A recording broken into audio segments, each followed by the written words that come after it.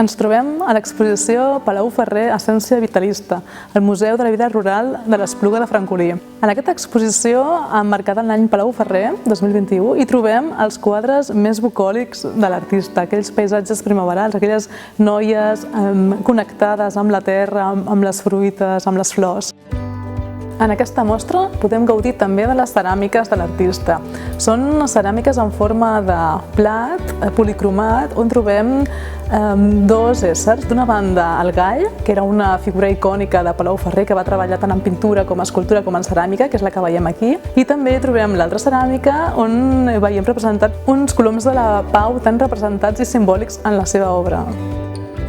Palau Ferrer era un enamorat dels girassols. Aquesta flor el connectava amb el sol, aquest astre tan brillant, tan essencial, aquesta essencialitat de la vida. En aquest oli és característic que la noia està envoltada d'una perera amb aquests fruits tan poderosos i tan resplendents i a les seves mans té una panera de raïm. Aquest raïm que trobem també a la Conca de Barberà, aquestes vinyes que trobem per tot el seu territori.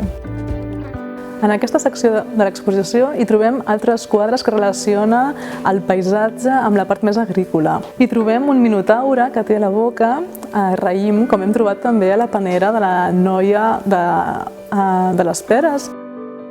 Aquesta exposició es complementa de manera magnífica amb les obres creatives, artístiques que han treballat molt intensament a l'Escola Martí Poch de l'Espluga de Francolí. I a tots vosaltres us animem a visitar aquesta exposició que ens lliga tan bé amb la terra i l'essència vitalista de Palau Ferrer.